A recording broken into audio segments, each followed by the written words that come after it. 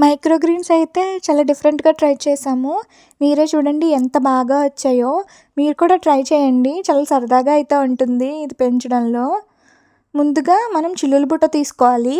దాంట్లో మనం కుండీలో వేసుకునే మట్టిలా కాకుండా కొంచెం తక్కువ మట్టి వేసుకోవాలి. వేసుకొని మనం ఏవైతే పెంచుకోవాలనుకుంటున్నామో ఆ సీడ్స్ అయితే వేయాలి. మేమిక్కడైతే మెంతులు వేసాము. మీరు ధనియాలు, శనగలు ఏం కావాలంటే అవి వేసుకోవచ్చు.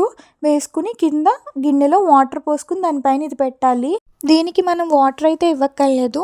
ఎందుకంటే ఆల్రెడీ కింద గిన్నెలో వాటర్ పోసి ఉంచుతాం కాబట్టి వాటర్ అయితే ఇవ్వక్కర్లేదు. మీరు తప్పకుండా ఇది ట్రై చేయండి.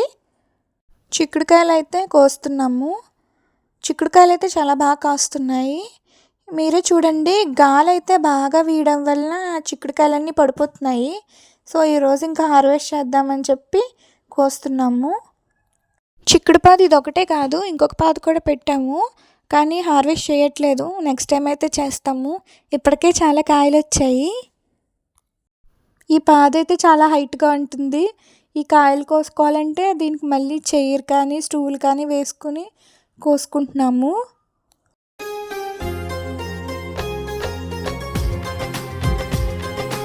మెంతికూర, చిక్కుడుకాయలు అయిపోయాయి కదా. ఇప్పుడైతే బీరకాయ కోసుకుంటున్నాము చిన్నది. అమ్మ అయితే నువ్వుపప్పు బీరకాయ పచ్చడి అయితే చేస్తుంది. చాలా టేస్టీగా ఉంటుంది. సో చిన్నకాయ అయితే కోసుకుంటున్నాం.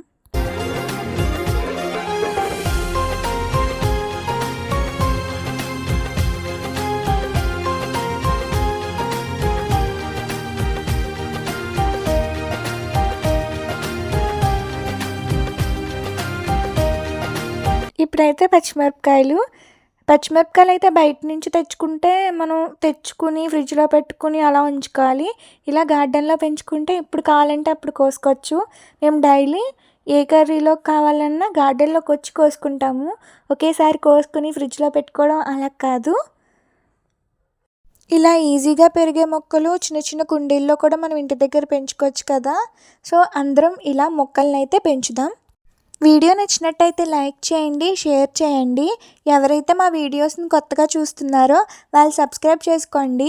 వీడియో కనుక నచ్చినట్టయితే కామెంట్ బాక్స్లో బాగుంది, నచ్చింది అనైనా కామెంట్ చేయండి. మీకు ఏమైనా మొక్కల గురించి డౌట్ ఉన్నా కూడా కామెంట్ చేయండి. మేము రిప్లై ఇస్తాం. Thanks for watching.